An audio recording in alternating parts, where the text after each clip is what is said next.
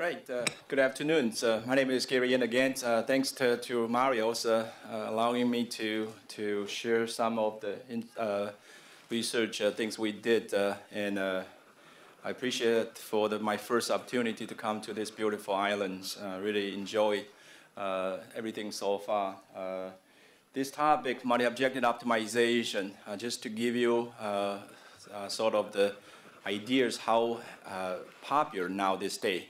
Out of the eight speakers we have today, not counting Mario's, we have 4 individuals who have done quite extensive work, including Xin, Hisao, and Piero. So that's 50%. And as you can see, I think it's difficult not to overemphasize that how important it is. Going back to my experience, in 2006, I served as general chair for the WCCI in Vancouver Wiki conference. That time, I was pretty exhausted, going through all process, and eventually come to the conference days.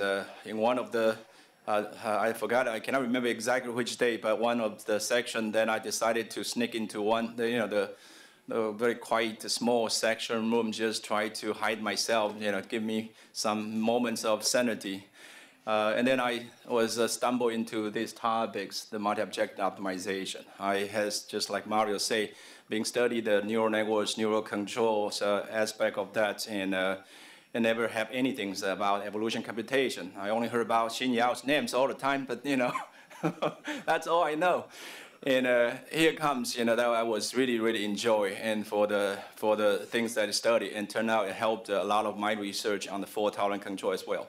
So I just want to bring up to your attention that 2 years from now, we're going to have the next version of the WCCI Wiki Conference in Beijing. So this is a very major event, so you should know that, mark your calendars, because over there, you're not only going to hear a lot of research, most recent update on your technical area, but way beyond, way beyond. Every year I can always see something very exciting coming out of horizons, and the area of the multi-objective optimization continues to be a hot topic.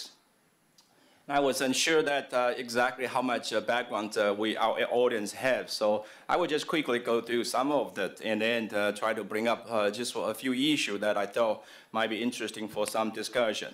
It's a very simple problem, so much simple, it's very generic that's almost everywhere. That anything's an optimization problem, usually involving more than one objective, is what we call the multi-objective. And now, particularly when those objectives are competing or conflicting with respect to each other, so that when you optimize the performance of the one, and then the other's objective will lose their performance at the cost of that, obviously. And so clearly, you are looking for some sort of the trade-off among all these objectives. And those are what we're talking about here, searching for the set of the suboptimal or the Pareto optimal solution, and then try to decide which one will be the best suitable one under that dynamic scenarios. So it's important. I thought I might just give you an idea, the very simple example that I thought it helped us to understand how real this problem is. As an engineer, I only believe that we are trained, we invest our time to solve the problem with real purpose. In this case, for example, buying an automobile. Now, if I would just try to emphasize only 2 deciding factors, only 2, obviously there are more than these 2. For example, one, I want to minimize the cost, and second, obviously that I want to increase the levels of the comforts. If there's a way I can quantify that, for example, in terms of the percentage, whatever that means, for example, making it a lot more comfortable. Today's the modern vehicle, it's just incredible. It drives almost for you, parking assistance, the Bluetooth, Wi-Fi, satellite, GPS, everything, and obviously anything that go along with that will bring up the cost to be higher. And obviously that we want to lower down the cost. And if you do expect to pay less, then you shouldn't expect there will be too much of the luxury equipment to go along with. And now, for example, if taking these 2 criteria, if I can find the ways to quantify every possible models available in the markets in terms of these 2 objectives, the cost, and the correspondings, the comfort level. Then that every point in that area of the blue region corresponding to a car model that you can choose from. The question is, under this scenario, that everyone making decisions based upon different trade-off criteria. Some, for example, if they are not, capable, richer, professors, maybe they will go with the higher ends. They will go willing to spend $100,000 to get all the way, maybe up to those Ferrari, Lamborghini kind of the, wonderful sports car. But for those poor graduate students living on the fixed amount of the support, those cheaper ones will still be as good as you can afford it. And that's what we're talking about here. If you look at these point here that corresponding to this car model, given that amount of the money, and you shouldn't choose that kind of the cards corresponding to that dot there. You should go all the way up there because a given amount of the same expense that cost, you should be able to push that degrees of the comfort to much more higher. And instead, you're going all the way to that point of the, I think I cannot see really. The C here is that corresponding to the car, whatever that is, and that will be the best choice of you. And we are talking about not only one solution, but many of those solutions located on this Pareto optimal front that will provide you the best solution under the different trade-off. So the idea here is thinking about if we possible can identify these collections of this Pareto optimal solution and provide that to the decision makers. So the time when this choice has to be made, depend upon how much money that one has, then it will decide what will be the car that you should purchase, will give you the highest amount of the comfort level. Or for those who are very specific about the equipments that one car has to have that convert it into the corresponding comfort level, then you will know that corresponding points that the car model you should purchase that will cost the least. And this is that deciding factor we're talking about here. And numbers of these objectives in the reality will grow to a very large number, and so making this problem a lot more interesting. And I think this brings up some of very interesting issue here is in our community, the CI, neural fuzzy evolution computation as well, that we are shooting for some of most difficult problem because those are the problem that no existing traditional technology will be able to deliver a quality solution. On these cases, that evolution computation, which largely spawn based upon populations of the candidate solution, and through some heuristics metaphor that go into this evolution or iterative process in order to search for the better solution.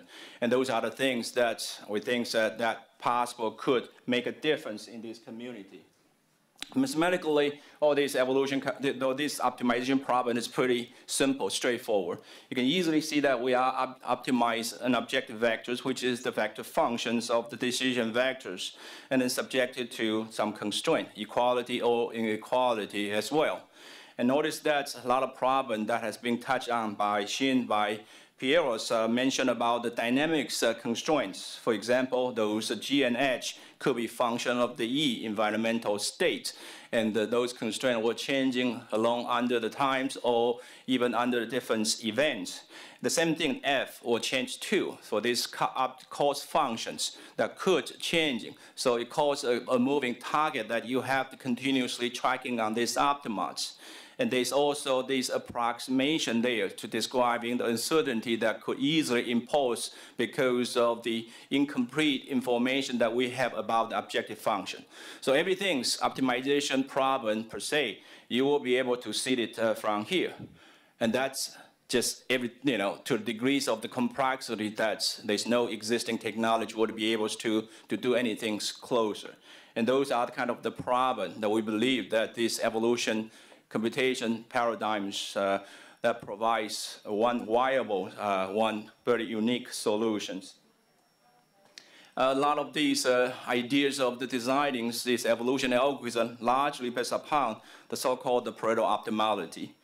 Basically, we are searching in the large space. You have to know picking any two solution. You need to know which one is better than the others. And that allows you to know the directions of how you continue to search from.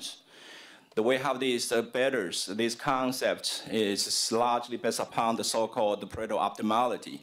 What it defined is that according to these definitions that, you could, as long as the one okay, I have a little bit trouble to see everything here, that all the dimension that one individual has to be less or equal to the other, but at least one of the dimensions will be strictly less. And so under these formulations, there are many evolution, or we call the multi-objective evolution algorithm, have been developed in the last decades.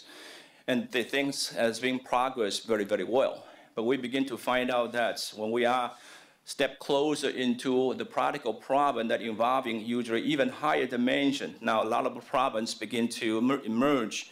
And those problems largely, and I begin to think about that, this problem largely based upon because of the way how this Pareto optimality is defined. And again, it's critical to be able to say who is better than who when two solutions are being compared with, and so that we know how the search process will continue. And obviously this is the process that how things begins, but we begin to find out when the numbers of the objective, in these cases, products, they just randomly generate initial population for the particular problem.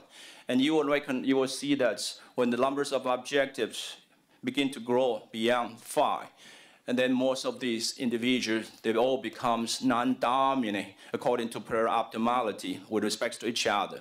And so basically what it means is everyone is, equally good as respects to each other. So that presents a critical problem. There's no selection pressures in this evolution population to allow us finding the direction to go. And so there's been a lot of interesting research now when people begin to look into the so-called the many objective optimization. This problem has to be dealt with. Here's some comebacks to show you that there are clear distinctions from the so-called the single objective optimization problem. In most of the cases, aggregating methods usually the way, try to combining multi-objective into the single one through the assigned weights. And in these cases that there are clearly a lot of problems. And we can see that these, for example, in here we are looking for not just one single solution, but many of them. And they are not only just one goal looking for the optimal solution, but in these cases, because you are using finite samples to approximate the continuous front, that could be multiple segmented, it could be the non-convex, it could be many of these problem characteristics. But in order for us to be able to representing those kind of the fronts, you need good numbers of that. And usually that entails that solution has to be diversified, which means each one have their own representation power, and they are as close as possible. So because of the understanding of this Pareto optimality, the design has always been emphasized in searching for the algorithm that can give you the so-called convergence and then the diversity result, the convergence and diversities. And those are the two design philosophies usually dominate this community, and there are many things available today. Here I just simply outline the classical methods, those aggregating methods that if you do so, that's a problem. We will have trouble to solve any kind of the multi-objective optimization problem. I don't think I need to go through any details. And this is where how the inspiration came along so that people begin to look into this a little bit unorthodox population base of the solutions. And there are many new members joined these families as we speak. And every year I hear a lot of them something new. And the other day, one of my colleagues was just talking to me that from the chemical engineering without any idea about this evolution computation. After participating in one of my students' PhD exams and come back to tell me that he has this leapfrogging idea. And he even simulated that, showing some very successful result in terms of the searching in the single objective optimization environments. But just to give you that, there's a lot of nature wisdom that's been available, and today we begin to tap into those nature wisdom and try to explore the paradigms, the metaphor that they have to help us to better solving our engineering problem. And again, in order for us to be able to show that we can do something really about it, we are always shooting for a very, very highly complicated problem.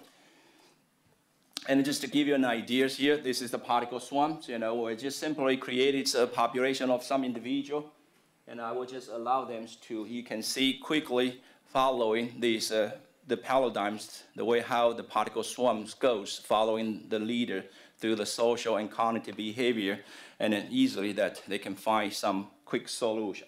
But again, this is a single objective. This is not something we will be really proud of ourselves.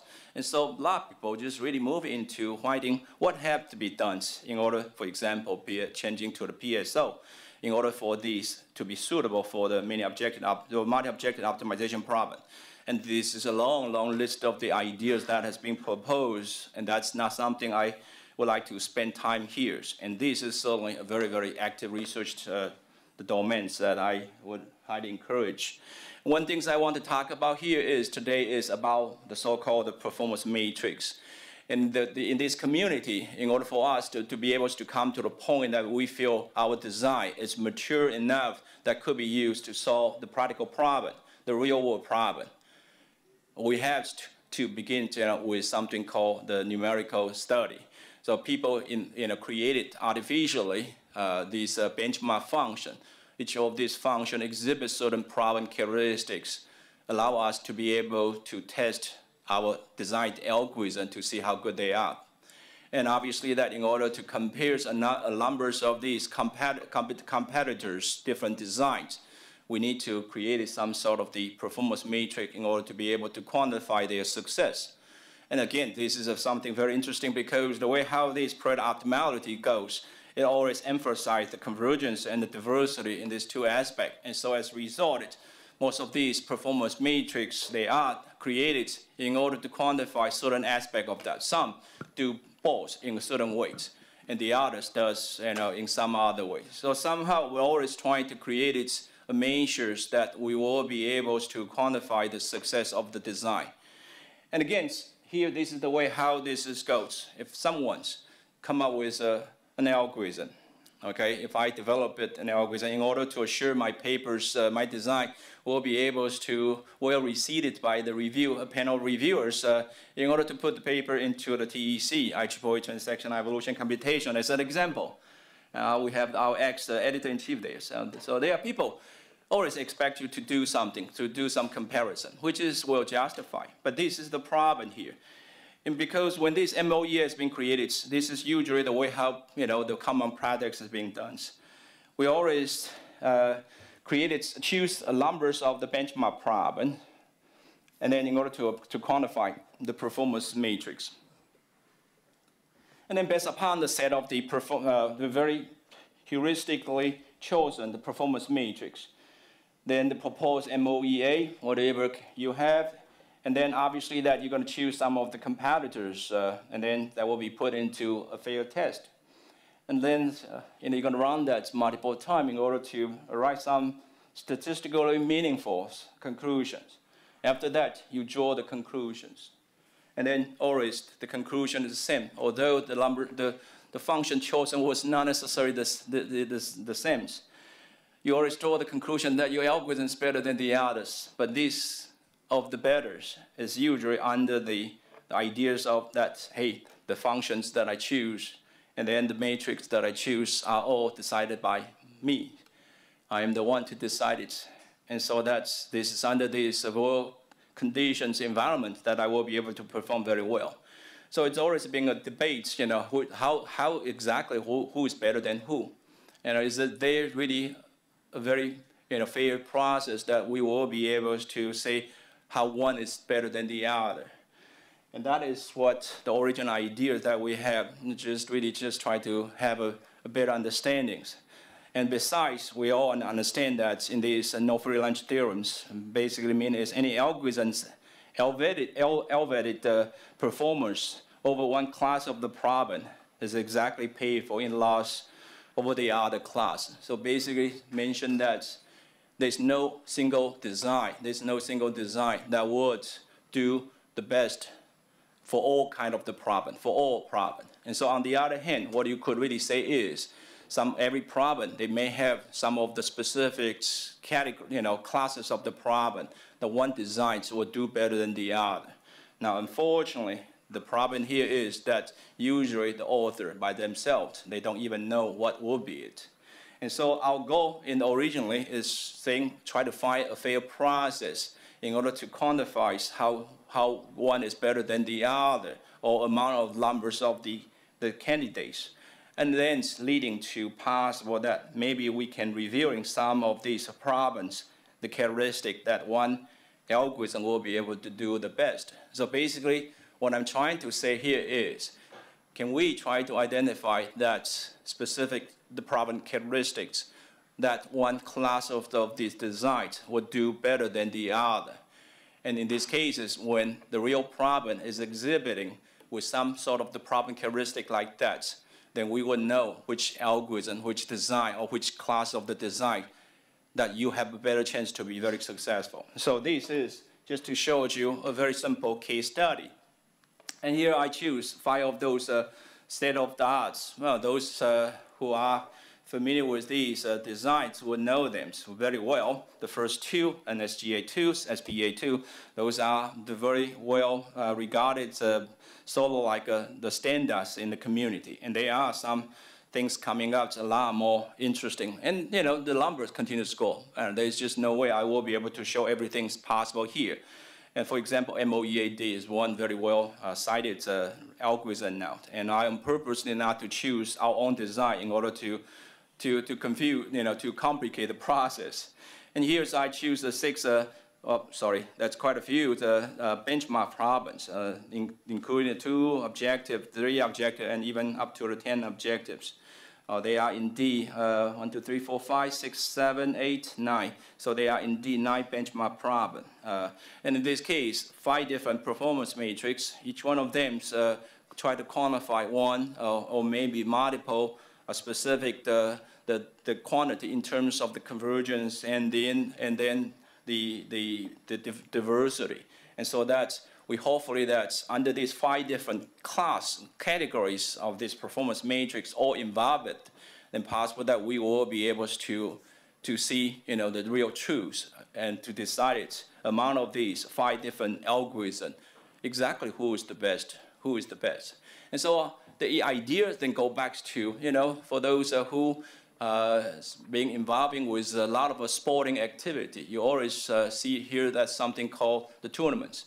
And basically, you go through the pool of these competitors, and you try to pair them together through this either the single eliminations, or sometimes, very occasionally, you talk about the double elimination in order to decide ultimately who is the winner.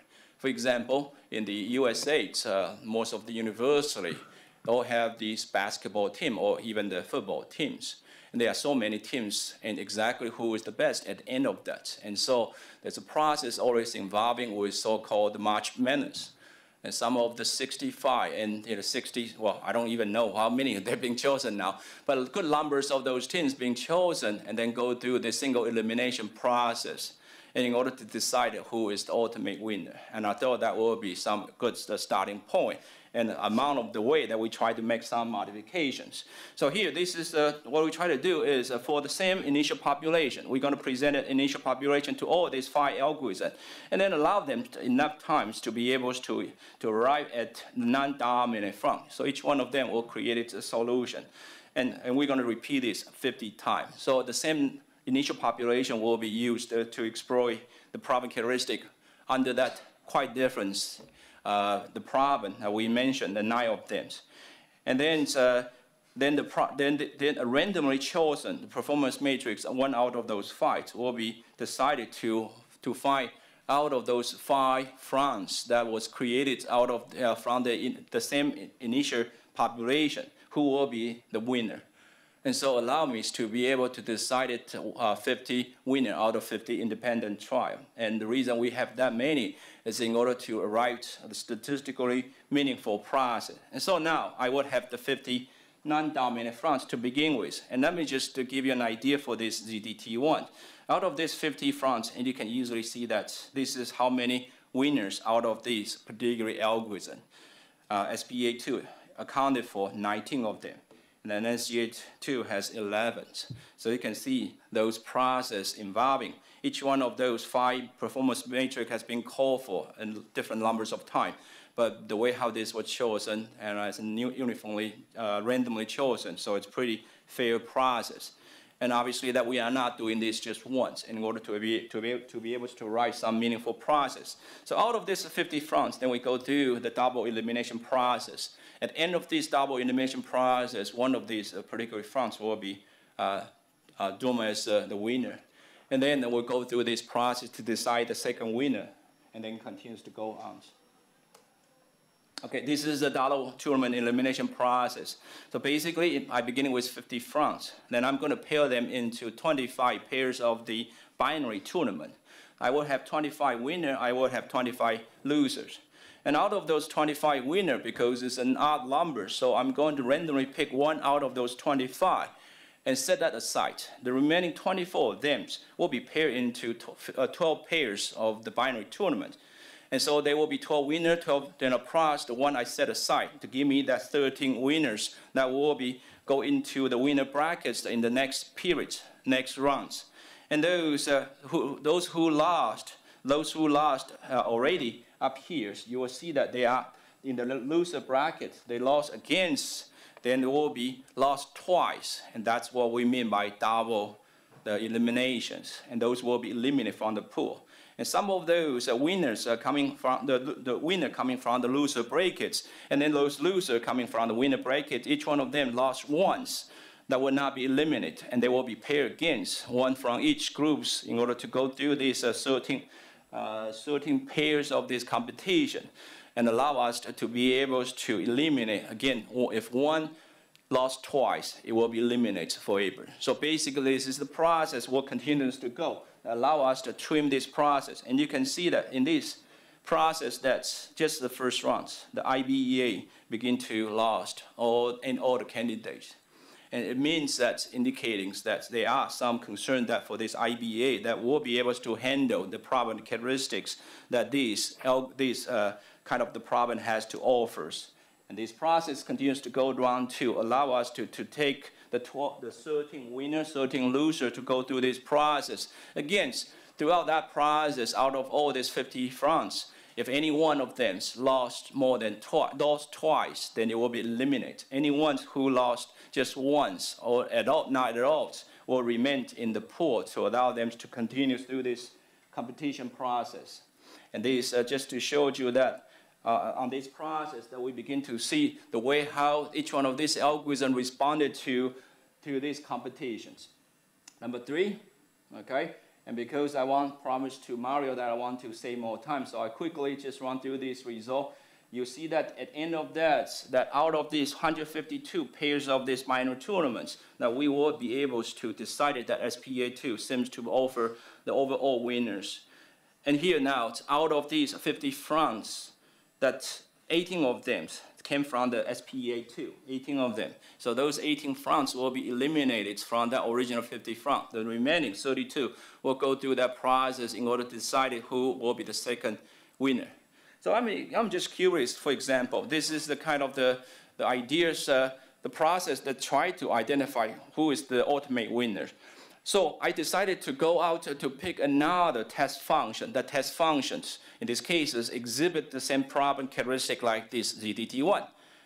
And believe it or not, the SPA2 continues to be the winner. And we do this 35 times, 35 times. And each one of them, the conclusion is all the same. It's all the same. And so out of those possible 9 different benchmark problems, the SPA2 seems to show as a consistent winners for all those problems in the ZDT1 and ZDT2. And for those who are familiar with those benchmark function designs, the ZDT1, ZDT2 are with a certain different problem characteristics. So we begin to try to think, if we were possible be able to categorize, cataloging the problem characteristic, how one algorithm will be respond to that. So for example, in this case, SPA2, we find out that it's an overall winner for the ZTT1, 2, and they both have these Pareto up the fronts, that their fronts are the continuous. And then IB8 and the PASR2, they were lost in very, very early stage. And so in these cases, should we be able to come to some sort of the conclusion that SPA2 seems to be able to perform pretty well in those problem characteristics that we thought it might make perfect senses for that.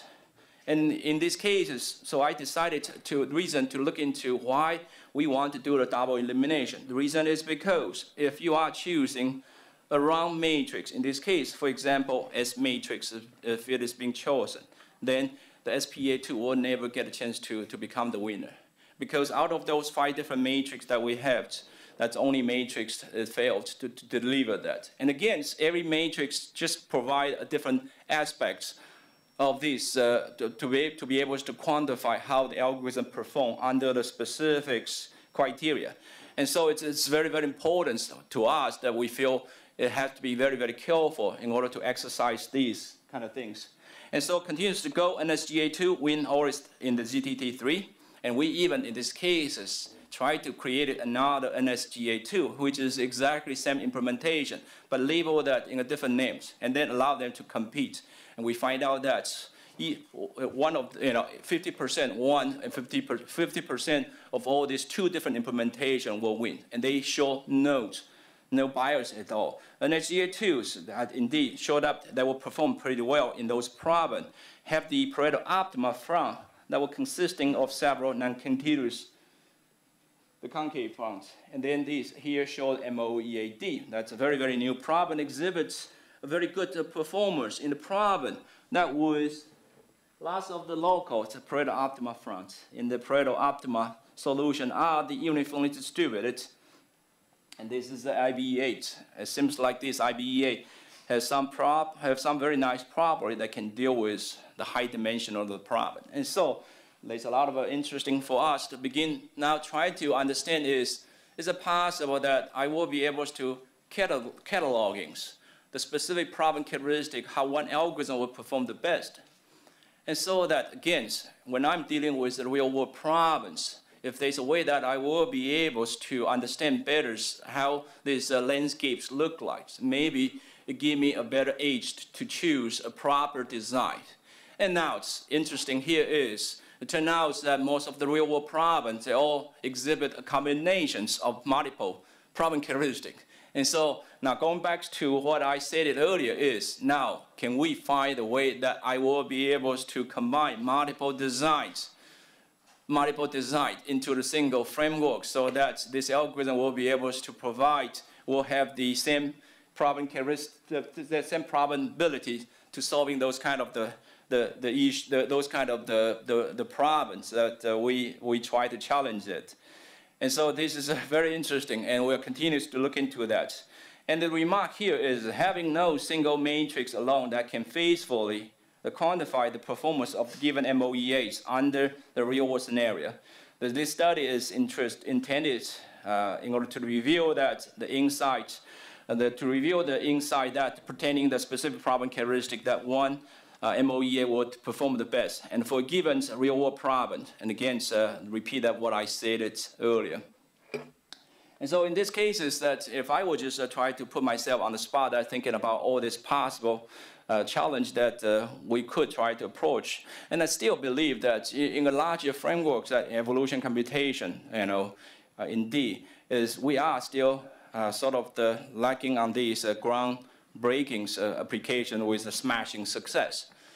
I was just really, really curious, surprised, because those who attended the wiki in the Brisbane will remember Mikulovich in his plenary talks.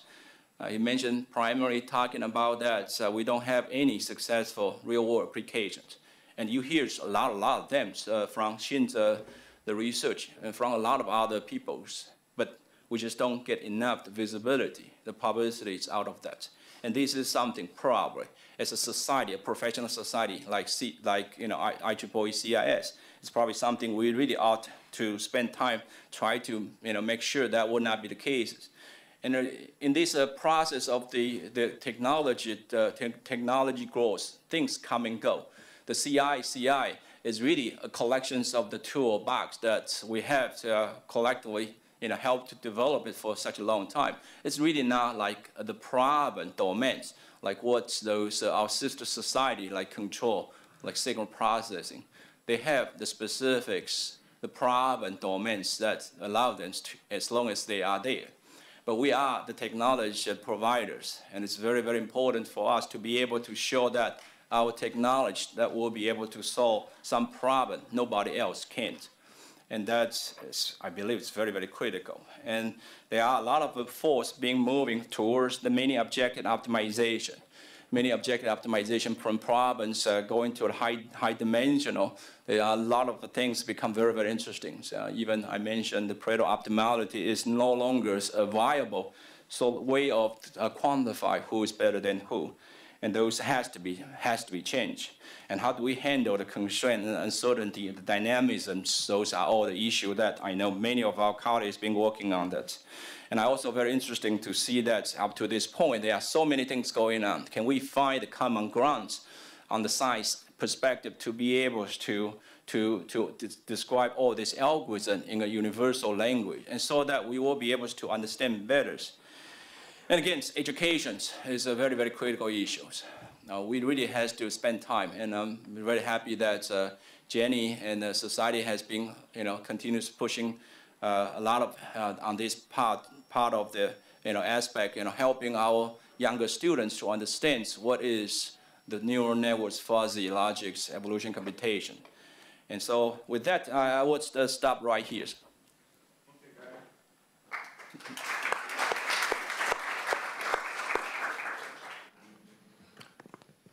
Questions for Gary? If you press the button, there's a microphone so everybody can hear you. The big one.